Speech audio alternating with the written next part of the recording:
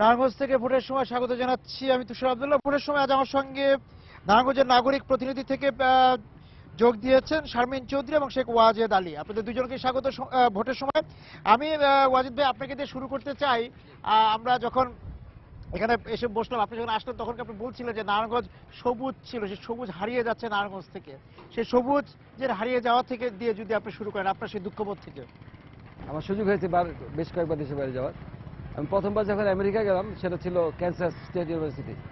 ক্যানসাসের আরও ভিতরে, ওইটা হলো ম্যানহাটন একটা এলাকা, নাম ইউনিভার্সিটি এলাকা। আমার একটা শর্ট কোর্স ছিল ফ্লাওয়ার মিলের উপরে। ওখানে মানে রাস্তায় আপনি যখন হাঁটবেন, রাস্তার দুপাশে সবুজ, উপরে তাকাবেন সবুজ, সব দিকে সবুজ, আপনি মাটি কোথাও দেখবেন না, শুধু রাস্তাটা পাকা দেখবেন আর বাকি সব সবুজ। আপনি যদি একটা সিগারেট খান, ওটা ফেলার জায়গা পাবেন না, আপনাকে ডাস্টবিন নিজে থেকেই খুঁজতে হবে। যেমন আমরা এখানে সিগারেটকে ফেলে দিই রাস্তায়, এটা একটা আমাদের মানে হ্যাবিট, চর্চা। কিন্তু ওখানে আপনি এই চর্চাটা আপনি নিজেই রাখতে পারবেন না, কারণ আপনি নিজেরই খারাপ লাগবে যে এই সুন্দর পরিবেশটা আমি নষ্ট করবো না। আমি মনে করি এনভায়রনমেন্ট আমাকে এটা অ্যাডমিট করে যে আমি কিভাবে চলবো। এই এনভায়রনমেন্টটা আসলে তৈরি করে দেওয়া উচিত। যারা এখানে বসবেন তারা এনভায়রনমেন্ট তৈরি করবেন, আমি এই আহ্বান জানাই তাদেরকে। নারায়ণগঞ্জকে আপনি যেভাবে, আপনি তো নারায়ণগঞ্জে আপনার বেড়ে ওঠা, সেই নারায়ণগঞ্জের সবুজ কিভাবে হারিয়ে গেল? সেই সবুজ ধরেন, আমি আমার বাবার কথা বলি তাহলে একটু। আপনি ছিলেন না বোধহয়, এই রাস্তাটা মন্ডলপাড়া হয়ে আর একটু ভিতরে গিয়ে তারপর পাইকপাড়া গেছে, ওদিকে নিতাইগঞ্জ হয়ে। তো মন্ডলপাড়ার পরে বিশাল বিশাল গাছ ছিল, সেগুলি ছিল বট গাছ এবং অনেক মোটা মোটা বট গাছ, অনেক গাছ। এক সময় ছিল যখন তার মন্ডলপাড়া ভিজে দাঁড়িয়ে থাকতো, 5টা যদি বেজে যেত ওই ভয়ে যেত না, এত সবুজ আর মানে ঝাঁকালো ছিল যে অন্ধকার হয়ে থাকতো। 5টার পরে 4-5 জন হলে তারপর হেঁটে যেত। ওই সবুজ নাই, ওগুলো সব কেটে শেষ করে দিয়েছে, সব শেষ করেছে। ওগুলো শেষ হয়েছে রাস্তার কারণে, আর বাকি শেষ হয়েছে বিল্ডিং এর কারণে।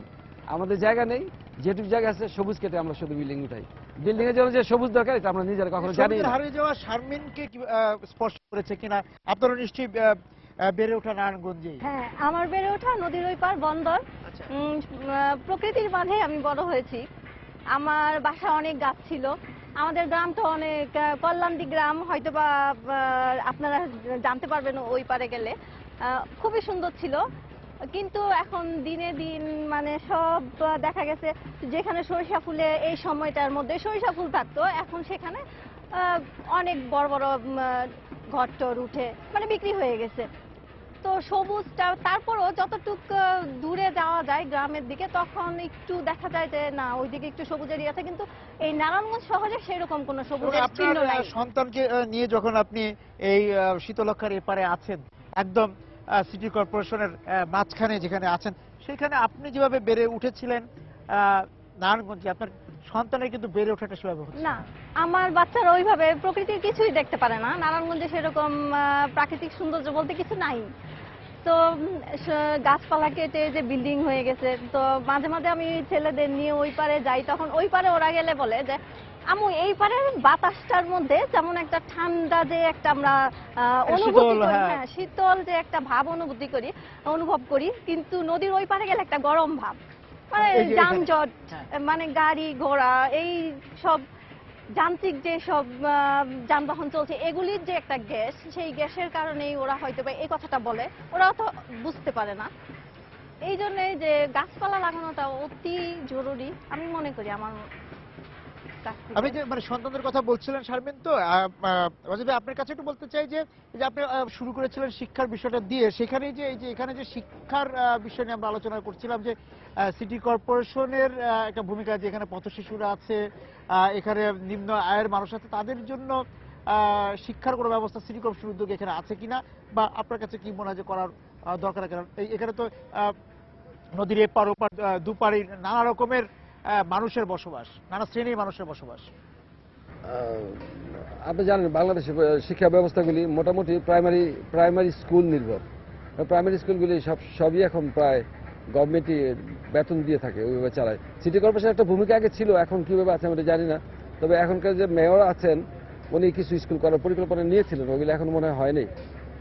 কিন্তু আমি যে কথা বলছিলাম যে প্রাইভেট সেক্টরে আমাদের অনেক উন্নতি হয়েছে, এখানেও দেশে সারা দেশেই আমাদের স্কুলগুলি, যে কয়েকটা স্কুল হয়েছে এখানে, সবাই আমরা নারায়ণগঞ্জের ওই পার থেকে চাষার দিকে চলে যাই, অনেক ঝড় তুফান ঝড়ঝঞ্ঝা পেরিয়ে ওই স্কুলে আমরা বাচ্চাদের নিয়ে পড়াই। আমার মনে হয় স্কুলগুলো আরো বিস্তৃত হওয়া দরকার, এক জায়গায় কনসেন্ট্রেট না হয়ে ওইখানে ওইদিকে আমার নদীর সব পাড়ে হওয়া উচিত। শিক্ষাতে এগিয়ে যাচ্ছে এবং এতে মেয়েদের ভূমিকা যথেষ্ট, তারা সবাই বাচ্চাদের স্কুলে নিয়ে যায় এখন। এভাবে আমার মনে হয় শিক্ষায় আমরা মোটামুটি এগিয়ে যাচ্ছি, বা আগের চেয়ে অনেক বেশি এগিয়ে যাচ্ছি। শিক্ষা নিয়ে শারমিন কিছু বলবেন কিনা? মানে আপনি আপনার সন্তান মানে এখানকার মায়েরা তাদের সন্তানদেরকে মানসম্মত এবং ভালো স্কুলে দেওয়ার ক্ষেত্রে সমস্যায় বা দ্বিধায় পড়েন? ওই পার না, সিদ্ধিরগঞ্জের ওইদিকে একটা বয়েজ স্কুলটা ওইদিকে আছে, আর গার্লস স্কুলটা এইদিকে আছে।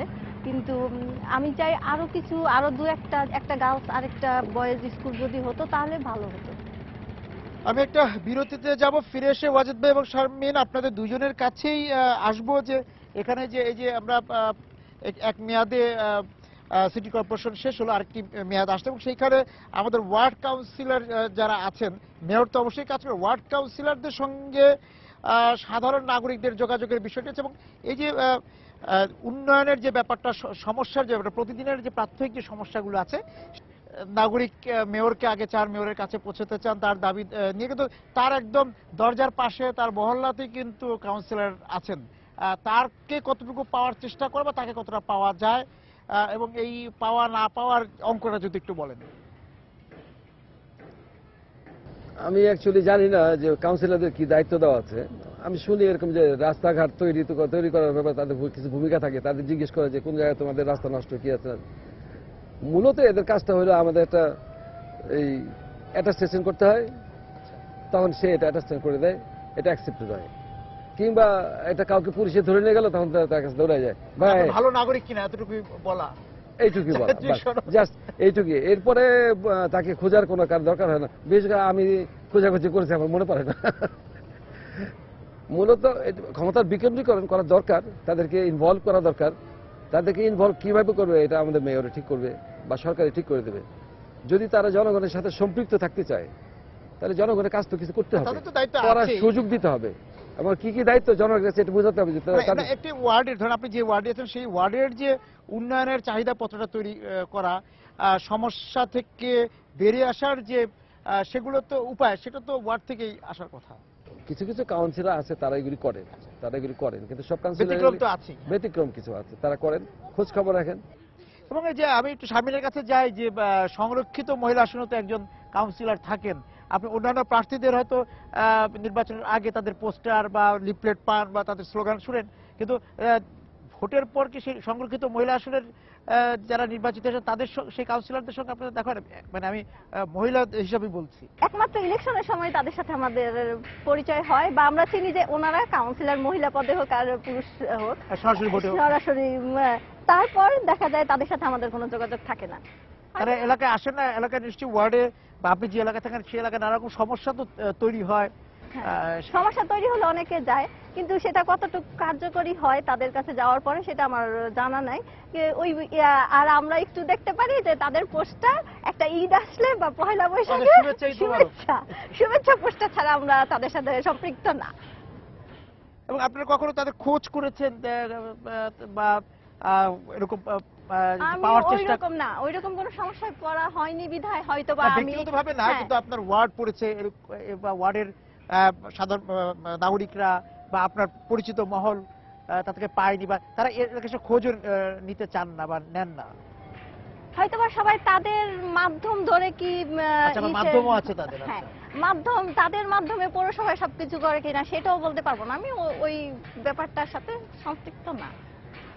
আপনি তো মানে শারমিনের হয়তো গণ্ডিটা অতটা বিস্তৃত না, আপনার আরেকটু বিস্তৃত এই কারণে যে আপনি একটু ব্যবসার সঙ্গেও জড়িত, সুতরাং আপনি নিজেই বলছেন যে আপনি আসলে জানেন না তাদের কাজ। আমি না, আমার মনে হয় যেন কাউন্সিলররা নিজেরাই জানে না যে তাদের কি কি কাজ আছে। কেননা যেসব কাউন্সিলর এখানে হচ্ছে বা নির্বাচিত হচ্ছে, নির্বাচনে আসলে যে একটু আগেই বলছিলাম কথাগুলি, নির্বাচনে ভদ্রলোক যেতে চায় না, ভালো মানুষ যেতে চায় না, এটা একটা স্লোগান আছে আমাদের দেশে প্রচলিত। একটা শিক্ষিত লোক যাবে, একটা ডেডিকেটেড লোক যাবে, এটাই ছিল আগের দিনের চাহিদা। একদম আগের দিনের চাহিদা ছিল জমিদাররা বলতে আমার ছেলেকে ডাক্তার বানাবো, ও জনগণের সেবা দিবে। এখন কি তা আছে? এখন কি সেটা আছে? এখন সেটা নাই। এখন ডাক্তাররা কি করে? বাণিজ্য করে। এই কথা বললে আমার তো চিকিৎসাই করবে না, অথচ এটা হচ্ছে। তারা ডাক্তাররা কি বাণিজ্য করে? আমি একটা হাসপাতালের সংশ্লিষ্ট, আমি জানেন। আমি আমি এখন আন্দাজ করতে পারি। আমি 1 বছর ধরে আমি চেয়ারম্যানের দায়িত্ব পালন করি, আমি আন্দাজ করতে পারি আচ্ছা, আচ্ছা। ডাক্তার কি বাণিজ্য করে। এখন এরকম আপনার সমাজের কতগুলি সাইড আপনি ঠিক করবেন। সরকারও এখানে পরাজিত, ডাক্তারদের কাছে সরকারও পরাজিত। এবং সেক্ষেত্রে আপনি বলছেন যারা এই যে এখন ভোটের সময় বলছে যে আমরা জনগণের সেবা করব, তারা শেষ পর্যন্ত সেই জায়গায় থাকেন না, তাদের এই মূলত প্রতিশ্রুতির তাদের জায়গায়। সেবাটা কি? সরকারের সেবা নেই। সরকার রাস্তাঘাট বানাবে, বিদ্যুৎ কেন্দ্র বানাবে, এসব আমাদের দিবে। তাদের সেবা কি? তাদের সেবা এলাকায় একটা রাস্তা নষ্ট হয়ে গেছে, ওদিকে কিছু ড্রেন নষ্ট হয়ে গেছে, এগুলি করা। তারপরে আমার একটা সমস্যা, একটা কাগজপত্রে হয়তো স্বাক্ষর দিতে হবে। মূলত এই কাজগুলি তারা করে থাকেন, এর বেশি কাজ এবং করে আমি না। একটা বিষয় আবার যে যে বেশি বেশি স্বাক্ষর দেয় তার খুব সুনাম হয়। এবং এই যে আমি একটা বিষয় যে এলাকা ভিত্তিক এই যে আমরা এর আগে যাদের সঙ্গে কথা বলেছি সেখানে অনেকেই বলেছেন যে এলাকায় যেমন মাদকের একটা সমস্যা আছে, সারা বাংলাদেশের বিষয়, কিন্তু নারায়ণগঞ্জ এর বাইরে না, এবং কোনো কোনো ক্ষেত্রে কেউ কেউ বলেছেন অন্যান্য শহরের চেয়ে হয়তো বা একটু বেশি আছে। পাশাপাশি এই যে নারীদের নারীরাও কতটা নিরাপদে এই শহরে আছেন সেটা নিয়ে অনেকে দ্বিধা প্রকাশ করেছেন। সেই জায়গাতে তো ওয়ার্ড ভিত্তিক এই যে, এবং সাধারণ নাগরিক সার্বিকভাবে সাধারণ নাগরিকদের নিরাপত্তার বিষয়টা নিশ্চয়ই ওয়ার্ড কাউন্সিলররা তাদের অভিভাবকত্ব বা নিরাপত্তার বিষয়টি নিশ্চিত করতে পারে। শারমিন যদি এখান থেকে বলে। আমার মনে হয় আমাদের নারায়ণগঞ্জে নারীর উপর ওই রকম একটা আমার চোখে পড়ে না, বা চলাফেরায় যে, চলাফেরায়। হ্যাঁ। কারণ আমি সকালে চলি, আমি দেখি না কখনো ওই রকম কোনো চিন্তাই বা এদিক থেকে সম্পূর্ণ মনে হয়, সম্পূর্ণ না হয় হাফ হলেও মানে নিরাপদ। কিন্তু মাদক কলেজের সামনে ওই যে মানে উত্তক্তকারীদের না, হ্যাঁ। এইটা নারায়ণগঞ্জ, আমার মনে হয় যে নারায়ণগঞ্জ আমরা যে এরিয়াটায় আছি এটার মধ্যে না হলে হয়তো বা অন্য এরিয়ায় থাকতে পারে। আচ্ছা। কিন্তু মাদক এটা নারায়ণগঞ্জে খুবই খুবই এটার প্রসার ঘটছে। তো আমরা বিশেষ করে আপনাদের এরিয়ার ওইদিকে, এটা আমার এলাকায় নিতাইগঞ্জ এরিয়ার ওইদিকে মাদকের ব্যবসাটা নাকি খুবই খুবই চলছে। না, মাদকের শোনার ব্যবসা কথা তো বলছি, কে করে আপনি আমি বলতে তো পারবেন আর- না। মাদকের ব্যবসা কে করে আপনি বলতে পারবেন না। তবে মাদক সেবীদের আমরা দেখি, মাদক সেবীদের দেখি, ওইদিকে মাদক সেবনটা হ্যাঁ বেশি হয়। সেবীদের দেখি, মানে মাদক সেবী লোকজনের কাছে ডিরিল ছেলে পেয়ে যারা নাকি মাদক সেবন করে পুরো ফ্যামিলিকে ধ্বংস করে দিচ্ছে। কারণ একটা ফ্যামিলিতে একটা মাদক সেবী দরকার, এর বেশি আর দরকার হয় না। সে পুরো ফ্যামিলিটা, একটা পরিবার ধ্বংসের জন্য। পুরো পরিবারটাকে ধ্বংস করে।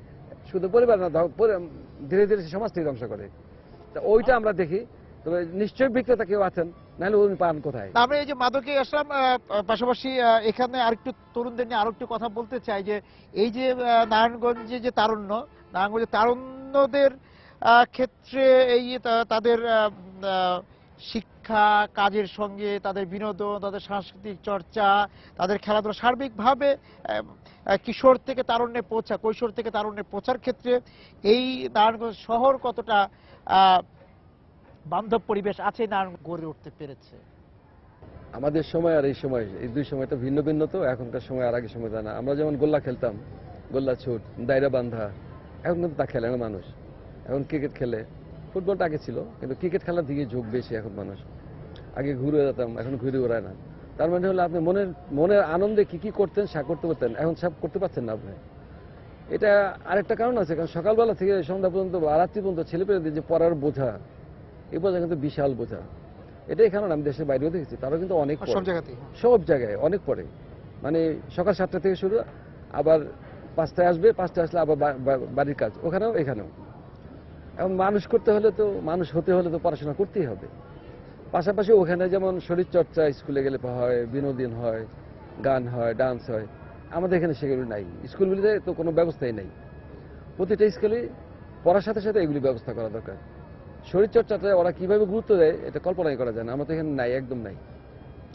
এগুলি করা দরকার। এগুলি আগে আমাদের এখানে কুস্তিগির তৈরি হতো, দায়রাবান্ধা, গলা ছুটে, এগুলো তো সব শরীরচর্চার জিনিস ছিল। শরীরচর্চার খেলা কিছু নাই এখন। আর ক্রিকেট খেলাটা তো আপনার সীমিত কিছু লোকজন খেলে, অনেক লোক খেলে না। কাজে মানে স্কুলে শরীরচর্চার একটা ব্যবস্থা থাকা দরকার। শরীরচর্চা থাকলে আপনার মননশীল লোক তৈরি হবে। আর ওটা না করলে ওই যে এখন যে ধরনের ছেলেপেলে তৈরি হচ্ছে এরকম তৈরি হবে।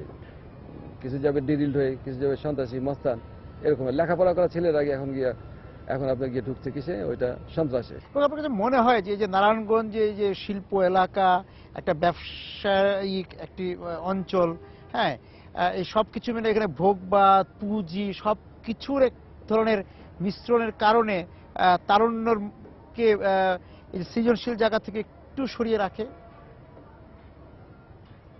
হ্যাঁ, এখানে তো পড়াশোনা করে যারা যারা পড়াশোনা করে তারা কিন্তু সবাই মোটামুটি এলাকার লোকেরা ব্যবসায়ী, কাজে ব্যবসায়ী আর চাকরিজীবী কিংবা আর্টিস্ট যে সমস্ত তাদের মেন্টালিটি কিন্তু একটু ভিন্ন ভিন্ন থাকে, মানসিকতাই ধারণা ভিন্ন থাকে। তবে ব্যবসায়ীরা যেমন চায় যে আমার ছেলেটা ডিসি হোক, এসপি হোক, শেষ পর্যন্ত ব্যবসায়ী ছেলেরা ব্যবসায়ী হয় ম্যাক্সিমাম, ওগুলি খুব কম হয়, আর্মিতে কম যায়। আমাদের নারায়ণগঞ্জে যে কোটা দেওয়া হয় আর্মি কিংবা পুলিশের, কেউ কিন্তু যায় না, এই কোটা আবার ট্রান্সফার করে অন্যদিকে, কারণ এরা ব্যবসা করতে চায়, এরা এই লাইনে যায় না। সেখানে অন্যান্য সৃজনশীল কাজের অন্যান্য সৃজনশীল কাজের সাথে যুক্ত করার জন্য আমি মনে করি স্কুলই হচ্ছে প্রধান মাধ্যম। স্কুলকে এটা ব্যবসার দিকেই বা এই যে বা পুঁজির দিকেই ছুটছে, সৃজনশীল কাজের দিকে তাদেরকে ওইভাবে যুক্ত করা যাচ্ছে না। আমি যেন শারমিন এই বিষয়ের সঙ্গে কিভাবে যোগ করবেন, এই যেটা বলছিলাম যে উনি ওয়াজিদ ভাই যে কথাটা বললেন যে এখানে একটি ব্যবসায়িক পরিবেশ থাকার কারণে যে ব্যবসায়ীর ছেলেরা ব্যবসার দিকেই যাচ্ছেন, তারা শিল্প কারখানা বা ব্যবসার সঙ্গে যুক্ত হচ্ছেন, তাদের কোনো সৃজনশীল কাজের সঙ্গে ওইভাবে যুক্ত করা যায় না, পরম্পরায় তারা সেভাবেই বেড়ে উঠছে। এটাই নারায়ণগঞ্জের এটাই এরকম হয়তোবা যে পরম্পরায় ওরা মানে বাবার ব্যবসাটা ছেলের ব্যবসাটা তার ছেলে এইভাবেই চলছে। তবে বিনোদনের ওই রকম কোনো কিছুই নেই ধরতে গেলে। তো আমি মনে করি বিনোদনের জন্য এখানে কিছু করা উচিত। এটা এখানে তরুণরা সময় কাটায় কিভাবে, আপনি কিভাবে?